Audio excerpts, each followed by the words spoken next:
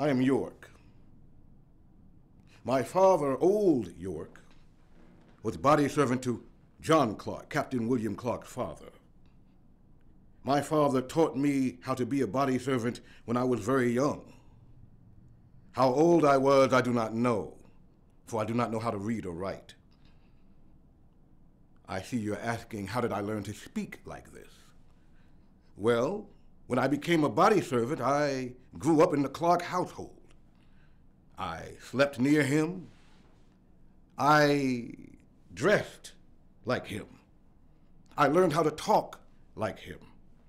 You see, I went many places with Captain Clark, on many errands throughout the years. And I believe the Clark family wanted me to be well-groomed and well-spoken. Not enough for them to teach me how to read or write, but well-groomed and well-spoken just the same. My other family members, my mother, Rose, and my brothers and sisters, Juba and Nancy, as well as the community, the colored community of the Clark plantation, they were quite pleased when I became a body servant.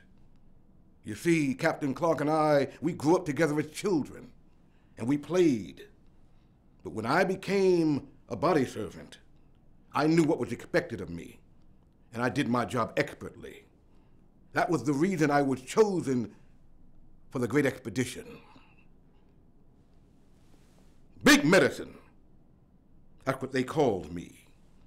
Whenever we encountered Indians, that's what I was called, Big Medicine. And why did they call me that, you ask? Well, many Indians had not seen a man of my color before. And when they saw me, they saw a great warrior, a leader, the bravest of them all, someone who could kill a bear, chop down a tree, and bring back buffalo with one arm tied behind my back. When the camp needed food, it was me who went out and hunted and brought back buffalo, elk, deer, fish, roots, and cooked up the meals that the entire camp enjoyed. I served Captain William Clark, and I was a faithful servant, and for my services, he freed me immediately after the expedition. Well, that's what I wished had happened. Yes, Captain Clark did free me about 10 years after the expedition ended. And in between that time, I was jailed, beaten, and sold to a master who cared nothing for me. Old Captain William Clark did free me. Yes, if you want to know what happened as a result of my freedom, please come to the Ohio Chautauqua, and there we can talk about my exploits and move away the myths of my life.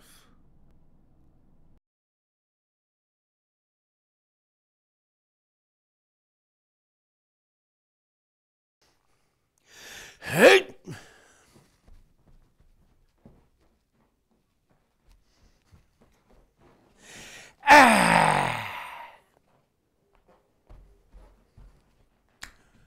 Getting ready for spring. Hey!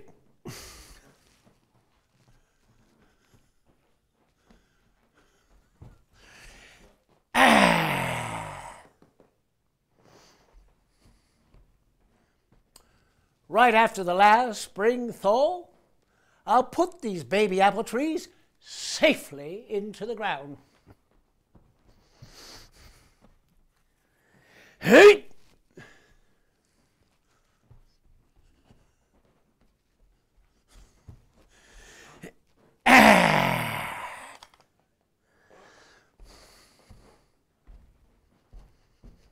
I trust my work here hasn't disturbed you in any way.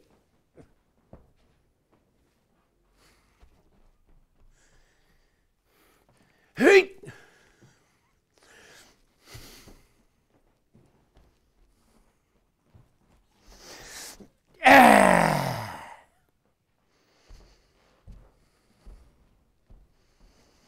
You know, while you've just been sitting there, staring off into space, I prepared for the planting of almost half a dozen baby apple trees. In 2 years, these 3-year-old saplings will begin to bear fruit. In 5, the owner over there will pay his taxes for the very first time from the profits he makes selling Apple Jack and apple chips and gaining what we all hope for, permanency. Makes you wish you sort of had spent the afternoon a little better, doesn't it? But you know what? I'll be back in these parts, in either June or July. If you come hear me speak, as I explain what life was like these past few years, both the good and the bad, I'll give you a second chance to redeem yourself. How about them apples? You would think the fellow would want to help out. Lend a hand, show a little bit of neighborhood hospitality, but oh no, he's too busy just sitting over there taking care of himself.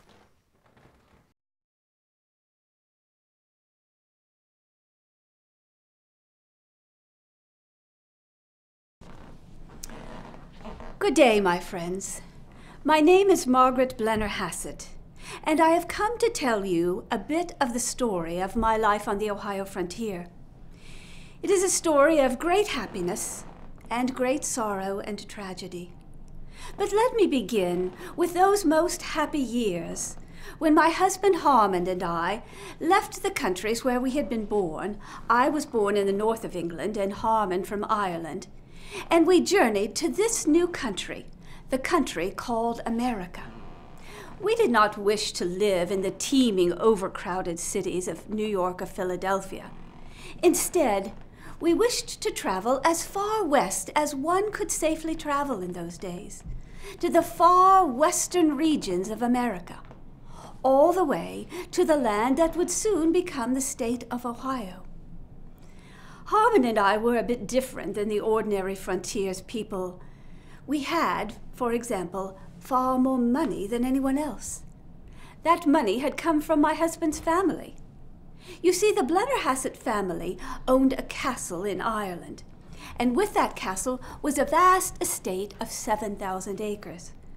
When my husband inherited his family property, he sold it, and we brought with us $150,000 to this new country to start our lives and begin our dream. We wanted to build the most beautiful house that had ever been seen in Western America. We purchased half of an island just downstream, down the Ohio River from Marietta. We purchased the upper half of an island known as Bacchus Island, later to become Blenner Hassett Island. And there, we built the home that we had always imagined. Now, other people on the frontier lived in tiny 1- or 2-room log cabins, but our house, just the main house itself, had 12 rooms. One of those rooms was larger than the average home of the day.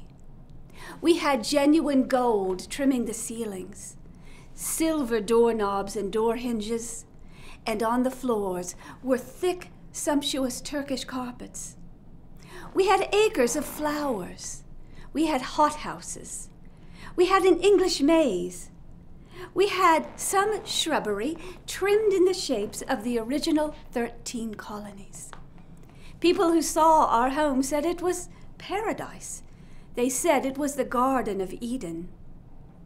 But you do know the Garden of Eden story from the Bible? You know that into the Garden of Eden comes a creature to destroy it. That creature is the serpent in the biblical story. In our lives, there was a man named Aaron Burr, who was described as being like the serpent, slithering into our paradise to destroy us. I know. You wish to know more. You wish to know about the evil one, who you must think, from what I have just said, that was Aaron Burr.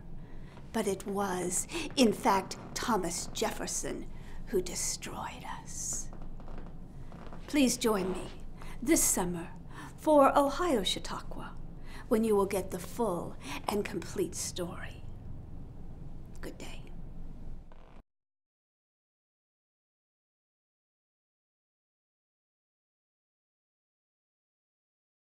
The first report of what occurred in the Battle of Lake Erie was brief and to the point. Dear General, we have met the enemy and they are ours. 2 ships, 2 brigs, 1 schooner, and 1 sloop. Yours, with great respect and esteem, Oliver Hazard Perry. My officers were very young. Little experience, but of great promise. Myself, 28 years old. And given the awesome responsibility of preparing the fleet and clearing the enemy from the lake, I told my men, if a victory was to be gained, we would gain it. Imagine, if you will, sunrise the morning of 10 September 1813. Looming across the lake at 10 miles distant is an enemy fleet looking for a fight. Aboard my flagship Lawrence, I directed the other vessels to follow for the purpose of closing with the enemy. Just before noon, hoisted up the mainmast is a custom battle flag, a blue banner of white letters. Don't give up the ship. My brave lads, this flag contains the last words of the brave Captain Lawrence. It is not to be hauled down again. A single shot is fired upon the Lawrence, to no effect. A second shot now takes great hold. Shot after shot, we are bombarded with the long-range fire of Captain Robert Barclay's fleet. We cannot hit back with our carronade. The distance is too long. Hit and hit and hit. Our bombardments are completely torn away, our mainmast trembling. A blue banner with large white letters. We would not give up this ship. We would not. This summer I return, and I will make account for the rest of the Battle of Lake Erie. And I will address any questions that may have come to mind in the time since this great battle. Please join me. Yours, Oliver Hazard Perry.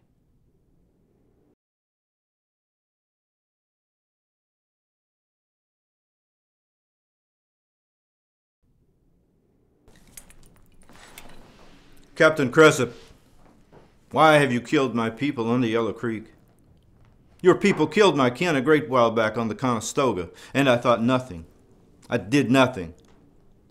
Now they have killed them again, leaving me no one, only a little girl cousin. So I thought I would kill too. 7 times since I have been to war, but the Indians are not angry. Only Logan. At the end of the summer, a great army of Virginians under our old enemy, Andrew Lewis, gathered at the mouth of the Kanawha, there to attack the villages of the Shawnees. Logan attacked the Virginians, and the Virginians, knowing not who their enemy was, attacked the Shawnees. But the Cornstalk had heard of this army, and he sent his warriors there to meet them, and a great battle began which lasted all the day. At the end of the battle, John Murray, the Earl of Dunmore, governor of Virginia, sent for the chiefs to come and put their signs on the paper. I did not attend. I was no more a chief, for now I had taken up the hatchet. I was a warrior. So he sent a man who was known to me, Simon Girty. Girty had been trained by the Seneca to carry words, and I gave him the words that were in my heart. He took them back to the camp of Dunmore and gave them to John Gibson, who wrote them on the paper. The words were repeated and appeared in newspapers in the East, in Williamsburg and New York. Brothers, I will give you these words. I appeal to any white man to say if he has come to Logan's cabin hungry and he gave him not meat, or if he came cold and naked and I clothed him not. Throughout this long, bloody war, I remained idle in my cabin, an advocate for peace. Such was my love for the whites that my own countrymen would point at my cabin in passing and say, "Here is Logan. He is friend of the whites." I sought to live with them, but for the injuries of one man, Michael Cressup. The last spring, in cold blood and unprovoked, he killed the last of Logan's family, leaving not even his women. There runs now not a drop of Logan's blood in any living creature. This called on me for revenge, and I have sought it. I have killed many. But now my vengeance is glutted. For now I rejoice at the beams of peace for my people. But harbor you not a thought that this joy is born of fear, for Logan fears not. He would not turn on his heel to save his life. For who is there? Who is left who would mourn Logan? Not one.